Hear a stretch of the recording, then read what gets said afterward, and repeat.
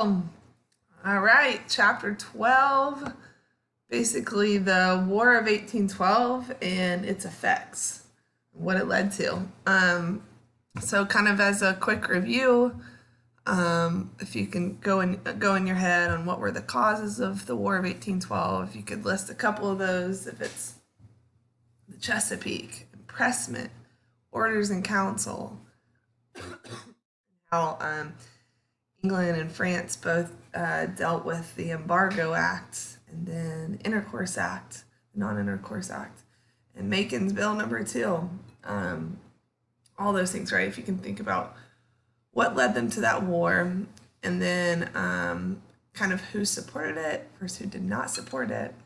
And remember, the people who supported going to war with England were more Democratic Republicans, people in the South and in the West.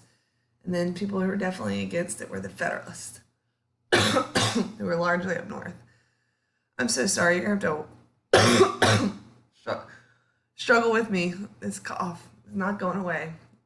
I got my tea. I'll take nice dramatic pauses with that. Okay, so here we go. As we say this with every war, you do not need to know a lot of details about the actual war. It's more about causes and effects. So just kind of as a main idea, or as an early idea, the Americans were decided to go after Canada, right? That's where Britain largely was, and that's where they sent their troops through. And historians think, kind of looking back, that if they had just gone after Montreal, the heart of Canada, then maybe they would have succeeded, but they kind of went into 3 different routes, which all got kind of turned away. And so then from then on out, Americans are defending from Canada. So where all the troops are pouring in from Canada, the British troops. Just kind of one quick thing is New York, right? We know the importance of New York originally, right? You had the capital there, but then it moves to DC. But it is a strong Federalist out spot. You can think about Federalists and Loyalists similarly, both in New York. Okay, what big things happened? Washington, D.C. got attacked, and ultimately the Capitol got burned. The White House got burned. The Capitol building. That's a big deal. Here, let me show you a picture. Moment that a cell phone picture was taken. They had to rebuild. It's going to take like anywhere 15, 30 years. And one thing I like to look about this is look how DC used to be. So more agrarian looking, right? Less crowds. So while Washington did burn, that was definitely a big part of the war. Baltimore next door held firm. If you know about, if you've been to Baltimore, you've got this beautiful harbor. There it is, harbor. I think it's a really cool place to visit. But Fort McHenry is there, and this is where the United States held firm, and Baltimore did not fall, and the Star Spangled Banner that was written there. Trivia question: who wrote it? Francis Scott Key, while he was on a British boat. I'm trying to think of the line that we sang in class today. The bombs bursting bright. Okay, it's too much for my voice. Anywho, and then I would say the other huge battle would be the Battle of New Orleans. We know why New Orleans is so big, right? And so important. Well, here you have really who comes to be known here is Andrew Jackson. Andrew Jackson is going to be very, very outnumbered here in New Orleans, but amazingly is going to be able to beat back the British. We'll have the numbers there. But I do know that I think it said like 2,000 British soldiers died while only 70 Americans did. So this is a huge morale victory. It was actually fought after what am I talking about? Oh, after the treaty had already been signed to end the war, a ceasefire, and this happened after it. So you didn't really need it for war purposes, but it really was kind of a big morale boost for the states, the American states. Okay, I gotta pick up my pace. This is a slow pace. Thinking about Star Spangled Banner lyrics. Okay, so they signed this Treaty of Ghent. It's in Belgium. Fun fact. John Quincy Adams, the Secretary of State, is sent to make this treaty. And ever heard of that name? Look at that face. You just want to hug that face right there. Will become president later. And really, in this treaty, it becomes just an armistice. And what that means is kind of just like, all right, it's a ceasefire. It's kind of like a truce. And what you have all the complaints ahead of time of America, and yet in this treaty, it's almost like a truce, and we go back to where we were. No, I think it says not 1 inch of territory ceded or lost. Nobody really won anything. Let's go back to the pre-war boundary lines, and they didn't even address like impressment or the orders in council or anything like that. Even it was really just a hey, let's go back to where we were. Now I know that sounds like not a win for the United States, but it actually is. It's kind of going against the big dog 2 times, right? I said this. The first time let's say you're an average, mediocre team and you play a really good team. And let's say you beat them the first time. They're like, that was a fluke. The weather, it was rainy. It wasn't my best game. But you beat the best guys twice. Boom, you're the new dog in the house. That's right. Okay, sorry. Comes out sometimes, Okay, now, what group was frustrated during this war, before the war, during the war, and after the war were the Federalists. Remember, they're largely New England, and they did not want to go to war with Britain because especially would hurt their manufacturing and their shipping. Well, they met. I think it's 5 of the New England area states met at this Hartford Convention, and they met in secrecy for about 3 weeks, and they came out with their list of grievances. They're marching it to DC to tell them, and right when they kind of give it to get to DC, they find out that New Orleans was won and the Treaty of Ghent was signed, and so really it makes the Federalists looks like kind of idiots, right? Like, why are you complaining when we just kind of won this war or didn't lose this war? So yeah, overall, though, they are, what is in this grievances, they're definitely worried about the South and the power of the South and the West. I think almost all the presidents except one at this point had been from the South and Virginia, a lot of them Virginia. So this is really the beginning of the end of the Federalist Party. As spoiler alert, there is no Federalist Party still around today. That's going to change here soon. But this is the beginning of the end of the Federalist Party. But what other big effects come out of this war? Remember, they came into this war divided, as a divided nation, the war hawks, right, versus the Democratic Republicans. Now America is respected on the big stage by other countries, not even just Britain. Hey, we are kind of an international force now to at least reckon with. Not saying that we're stronger than everybody else, but now they actually have to pay us some respect in their diplomats.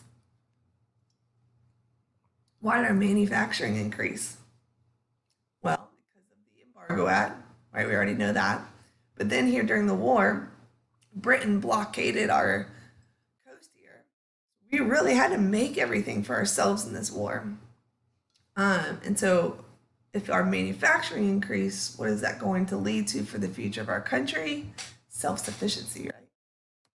We also kind of inspired the Canadians. Like, hey, we beat your British overlords twice now. It kind of motivates them. And later you'll see them search for their own nationalism later on. We did sign the Rush-Bagot Agreement with Canada, and this probably won't be tested, but it basically demilitarizes the Great Lakes. And why that matters is it kind of leads to even present day. Our relationship with Canada is pretty good, right? It's pretty good overall. Our border is not really fortified. I think this led to the longest unfortified border between two countries in the world. So this really does lead to a good relationship with Canada. This is the biggest one. Americans now feel proud of themselves. They feel this spirit of nationalism. And that's going to seep into literature. You're going to start to see books here about American ideas. Like The Last of the Mohicans. That's a good movie. I'm sorry, it's a good book. I didn't mean to offend your English teachers. I read that in high school. It is a good book. The movie's good too. The Legends of Sleepy Hollow. I'm sure you heard that by Washington Irving. Painting now is going to start reflecting American landscapes. And remember, what was our literature and our painting about beforehand? I mean, really, it was anything old world. We didn't really have much because we didn't have much time for new things like this either. Our army's going to get stronger. Our navy's going to get stronger and is stronger. Capital and overall, we're going to be a more spirited national, country. So because of this positive feelings, Henry Clay, where is his name? There he is. Okay. American industries are going, like I said, it's going to increase, right? So we're doing well, but we're still a new country, so we got to be careful. Well, one thing that Britain does is even though they tied us in a war, they think, oh, let's get them economically. This happened in the American Revolution too. They come and they actually try to sell all their things here really cheaply so that people buy British and that our economy kind of gets hurt. But for the first time ever, we passed a tariff of 1816. So we're going to talk about a couple tariffs this year, but really there's only really two that you need to know. One is this one, tariff of 1816. Let me remind you what a tariff is. We've talked about it before. A kind of easy way to say it is we have taxes here domestically in our country, like sales tax. Here, I like to call it kind of like an international tax. When people try to sell their goods in America, we kind of charge them more. So let's look at this. American made cloth costs $4 a roll, where in Britain, it also costs $4 a roll. But if Britain comes over here and tries to sell it over in America, we're going to add a little tariff here, a little 25% tariff in this situation. And now if Americans here can choose, do they want to buy an American cloth for $4 or do they want to buy a British cloth for $5? It's going to cause people to hopefully buy more American made things.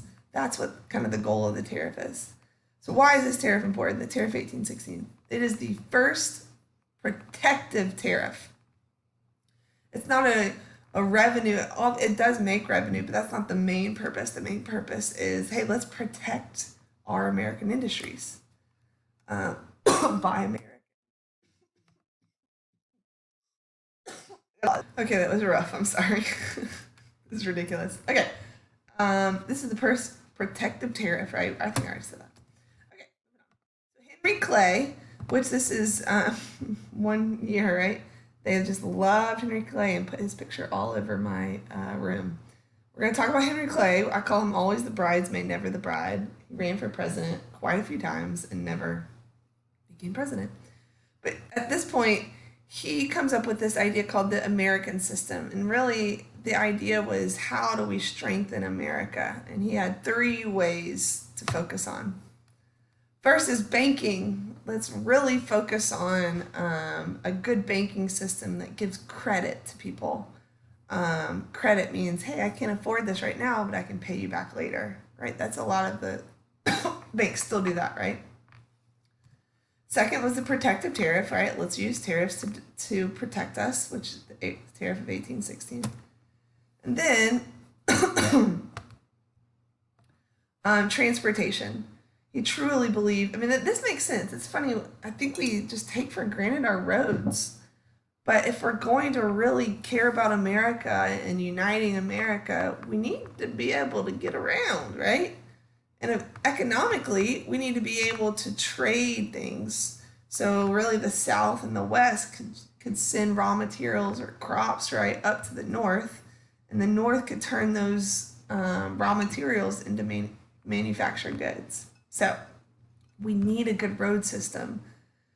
And I mean, it makes sense how terrible the roads were. Like, let's really unite.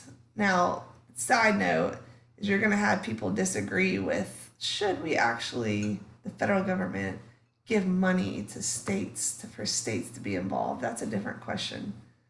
Should be state funded, federal funded, but okay, yay. So overall, it's interesting. This time period is called the Era of Good Feelings. This is after the War of 1812. You know, we're feeling this sense of nationalism. These are two famous paintings here. And you can see this one on the left. We owe allegiance to no cross. So kind of looking at here and just really the symbolism here behind the power of America. And then the other one, we could spend forever on this one. This one's fascinating. There's so many different things here. But overall, it's the joyousness of America. Joyousness? Is that a word? Joyousness. I think it is. Now, the question comes is this actually an era of good feelings? You kind of decide. Okay, the election of 1816, James Monroe is going to run against the Federalists, and it's going to be a landslide here. And he's a Democratic Republican. Remember, I told you he runs against Federalists, and so this is really the end of the Federalist Party here. But this becomes an era of basically a one-party rule. The Federalist Party falls away, so it's an era of good feelings. We all agree, which is not true. But now you're just left here with the Democratic Republicans, also known as the Republicans, just straight up Republicans. So you have James Monroe enter the scene. Cool. And he's pretty well received early on, even in the Federalist areas. He goes on this goodwill tour around the country and kind of really, again, unifies the country there. But then a panic hits. The Panic of 1819. And you have all these things happen. Deflation, bankruptcies, bank failures, unemployment, debtor's prison. A lot of people start going to prison for just owing even a couple of dollars. It's a pretty bad panic. And they kind of trace it back to the main roots are over speculation. All right, you're going to hear this word a lot, over speculation. What this means is, I mean, it can happen still even today with the stock market, but over speculation means that you have these people trying to make money. So they go out to this new land. This is where it largely happened back then. All of this new land that hadn't been settled upon yet. And they go and they sell it to somebody.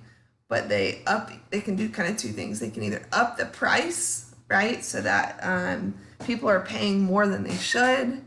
And it's a little bit of greed there. And maybe the land isn't even good there, but they still charge it higher than they should. Or the other aspect of it is you sell to people who can't afford it. You sell it on credit, right? And so, you'll pay me back. And that's just a kind of a crazy cycle of doom. But that's over speculation. We'll talk about it a lot because that is the root of a lot of depressions and panics. Okay. So in this time, you have wildcat banks have developed. And we're going to talk about this too with President Jackson. But wildcat banks are mostly in the West. And there are these banks that you have this federal bank in the United States. But these are these like smaller banks that are pretty known to be unstable. they lend bad money. And anyway, these all start to fall and collapse, and people can't pay their loans, and then those people lose their houses or lose their farms, and maybe they go to prison. Now, who are a lot of those people? A lot of those people are the poor, right? Or the farmers that are trying to make it in the West. And so that idea, we're going to move on to that later, but it's going to start a new revolution of these poor, struggling people, and it's going to lead to Jacksonian democracy. So we'll get there later, but it's a new kind of movement. It's like the common man. That's kind of what it's about. All right, so let's move out to the West. All right, so we know the Louisiana Purchase happened, right? And slowly we know how the Northwest worked and how they became territories. Well, you've got 9 states kind of joining here, and you can kind of see a lot of them here. And why? There's new soil, right? Sometimes you get this land butchery, that's what the book likes to call it, where the land has just been over-farmed and overworked, so you just need new soil. So a lot of the Indian tribes were crushed, right? We talked about William Henry Harrison and Jackson even. And so that threat has been settled. Highways and steamboats have started to be made because of the American system. Good answer. And the steamboat, and we'll get some more inventions kind of later. And then you get this Land Act of 1820 that we'll talk about again.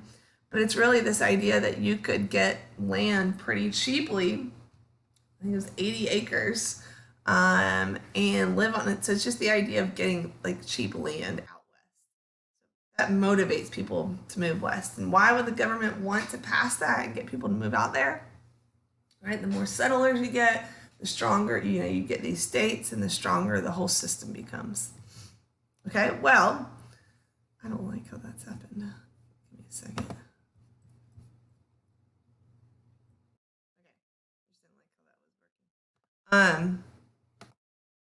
Okay, so now you get this dilemma. It's a pretty big dilemma. So far you see that the free states and slave states, those states that were free, right? There's no federal law against slavery yet, but you have, if you can look on this map, you have free states and slave states, and they're balanced. At this point, there's an even amount of both. And why does that matter? Because in the Senate, if you have an equal amount, right, then free are not just taking over all the laws. However, in the House, right, Representatives, you can have a majority here because it's based on population. Okay, well, what happens is Missouri wants to enter in as a slave state. Well, the free states aren't so sure about that. They don't like it. It's going to upset the balance. So it becomes kind of this big ordeal, and so they come to a compromise. Actually, no, first they don't. First, the House passes the Talmadge Amendment. And the Talmadge Amendment basically says that in Missouri, and actually in any of the lands taken by the Louisiana Purchase, that those lands will eventually gradually emancipate their slaves. It will gradually emancipate their slaves. Now, how does the South feel about this? Whoa. What did you say? Right? We are not moving that way at all. So it didn't pass, obviously. So they have to figure out this agreement. So they call it the Missouri Compromise of 1820. That is a date you have to know. Here's another date, the War of 1812. I think you got that one. Okay, but you do need to know this date, Missouri Compromise, 1820. And here's the big compromise. There's 2 parts to it. One, they will let Missouri in as a slave state, but they also have to let in Maine as a free state, aka keep the balance. Okay, so that's part 1. However, part 2, They draw this line at the 3630 parallel right here, okay? And they say anything above this line of the parallel here in this new Louisiana Purchase territory will not have slavery. Okay, so no slavery is allowed above the 3630, which gives you a little throwback here to the old Northwest, right? No slavery there. You can tell that there's a movement for it. However, I do want to say this. Even though you see a lot of these free states up here, right now there is not a big moral push to get rid of slavery. We will definitely talk about that later. But I don't want you to think like, oh, abolition and this movement to get rid of slavery is so strong, because that is not true at this point. It grows though later on. Now that is a compromise for both sides, right? Neither side loves this compromise, but it definitely is a compromise. And y'all, it's crazy. 1820, you know when the Civil War started? 1861. This is a Band-Aid. It does not solve the slavery issue, right? It is a Band-Aid put on this slavery wound, I guess you can call it, right? The Band-Aid to fix it. But that Band-Aid lasted a long time, right? That's 40 years. And don't get me wrong, there's things going to come up and disagree with it along the way. But it's crazy how long this lasted. And I wanted to point out that the book calls slavery the peculiar institution that stayed around, right? I would use more like worse words than just a peculiar institution, but okay, so here's our map right now.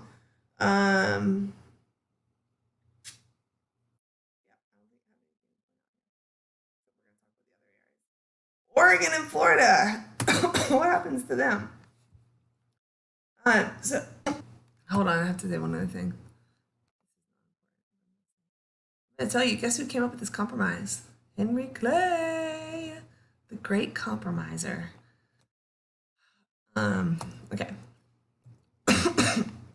Okay, so in 1818, England and the United States have this convention, and they decide kind of some big border lines here, to help them move towards reconciliation really in the future.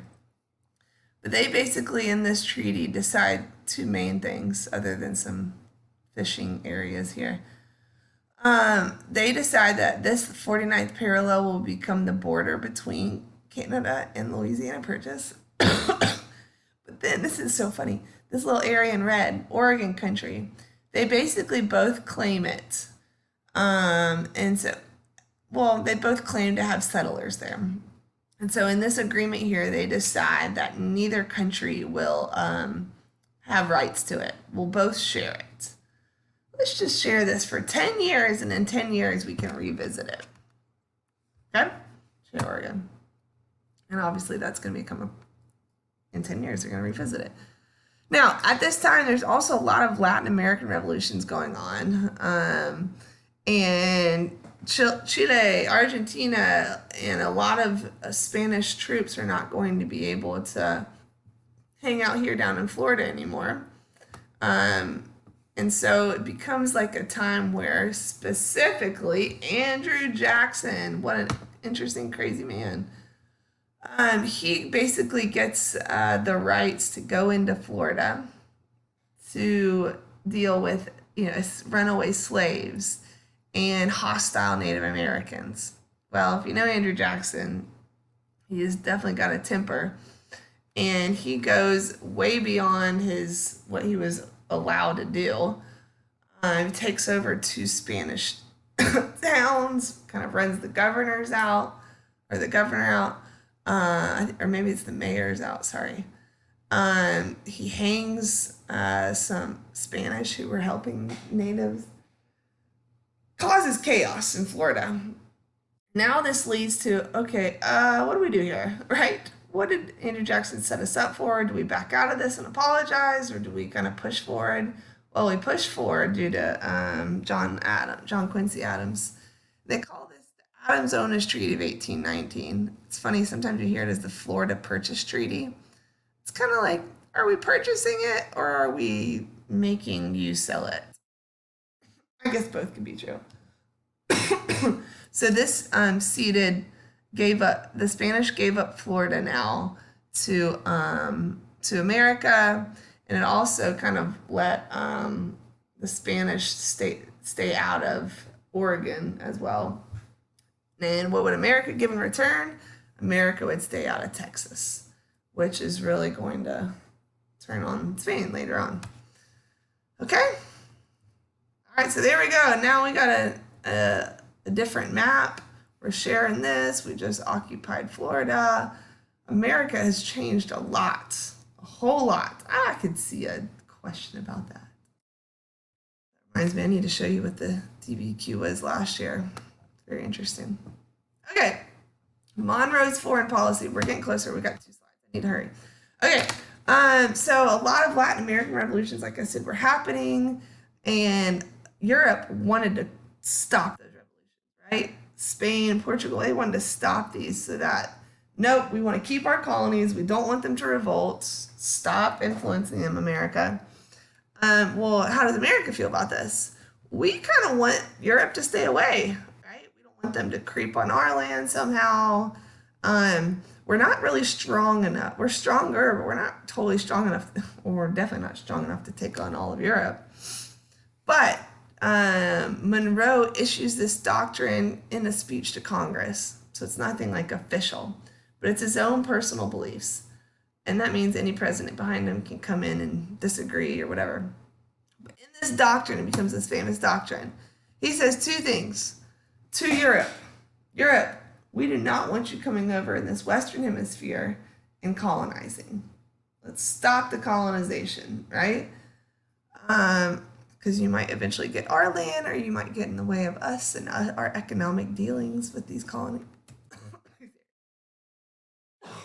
And then secondly, we don't want you to intervene. So if there's some economic issue or military issue, we don't want you to come in here and intervene. Okay? How do those other countries feel about this? It's kind of a little bit of a laugh. Like, that's cute. That's cute, America, that you think you can do that, right? Now, at the same time, they don't totally want to totally act on this. They don't want to go to war or anything. But it's basically a powerless. It didn't do much, right? That's what I'm trying to say. It didn't do much for American political or international relationships. I disagree. It didn't actually do anything in real life, right? It didn't go to war. It didn't kick somebody out, anything like that. However, it did lead to Russia. Let's go look at Russia. We're going to talk about Russia again later. Russia is kind of creeping down down this way through Alaska, trying to get down this way. And it is going to lead to Russia setting their line here at the 5440 mark right here. And so it does kind of, I guess, help in that sense of keeping Russia. Okay, last slide. We can do it. So basically, this whole slide right here is all about the Supreme Court and John Marshall. What do we know about John Marshall? He's a Federalist, right? He believes in a strong central government and a strong Supreme Court. And so it's interesting, how do you thematically tie this into everything else, all these court cases? Because in all these court cases, John Marshall is essentially saying the federal government, the Supreme Court, we have the most power, and that is going to bring us together in this time. It's a strong government and a strong federal, government. Okay, real quick. Remember judicial review? What case was that? Marbury versus Madison, right? Judicial review, remember all the midnight judges? This said that the Supreme Court, they were the ones to decide if laws were constitutional or not, right? It comes down to the Supreme Court. It's up to them. That's judicial review. Okay, so all these cases, I'm going to I'm not going to go into big details of what happened, but I do want you to know for each one how does it show federal government, because they all do. Oops. Okay, so basically in McCulloch versus Maryland, Maryland was trying to tax the national bank notes or money. So they're trying to add an added tax if you use these banknotes. Well, this gets taken to the Supreme Court, and the Supreme Court says, nope, your states here, you can't tax a federal, bank, right? So two things is it's federal government over state, right? And it's loose construction because that goes back, I remember loose construction, the Elastic Clause, saying that, look, our Bank of the United States is necessary and proper, right? It's basically reaffirming the Bank of the United States movement. Okay, Cohen's versus Virginia. This one, the Cohen brothers were found that they were illegally selling notes, lottery tickets. I'm sorry. So, but what matters though is this got taken to the Supreme Court. The state basically said that the brothers could not sell those lottery tickets. But what is more important is not necessarily the verdict of that case. What's more important is that this agrees that the Supreme Court has the right to look at state decisions. The federal Supreme Court is the final say. We get to look over your decisions down there, guys. So it just kind of saying like, hey, we're the bigger brother here. Gibbons versus Ogden. I don't know why I like this one, but I do.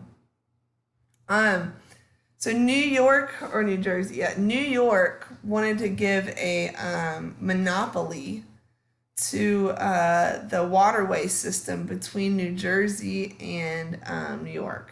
Wanted to give a steamboat kind of monopoly to a certain company between New York and New Jersey, the waterway there.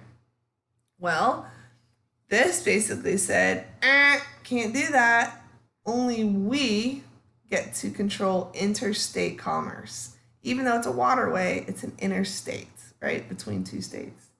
So only we, that's like today, that the federal government has to pay for like I-85, I-95. They pay for that, where the states pay for like highways in a state. Fletcher versus Peck.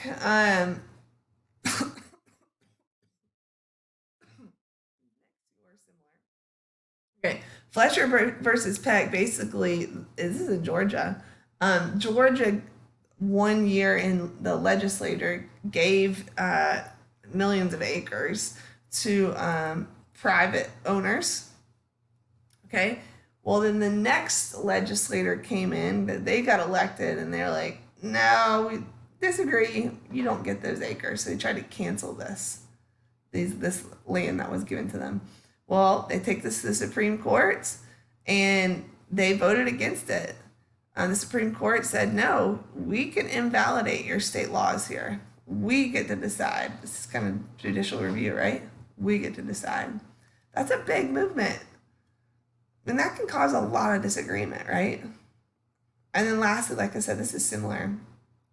The king actually gave Dartmouth this land, but then New Hampshire comes in and wants to actually change it, which I could understand a little bit of that, right? You don't want to go by the king's charters.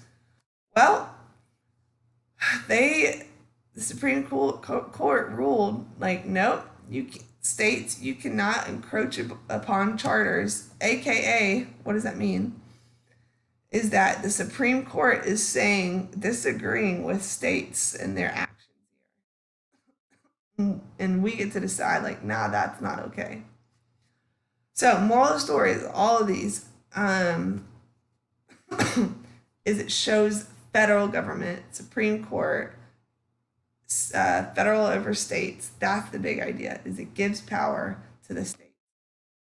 How you tie all this into this chapter is that it's time of American nationalism and strength, and this would be the federal government really getting strength. You did it! Woohoo! All right, party people, have a good night, morning, afternoon, whenever you watch this. All right, maybe my voice will be better. See ya.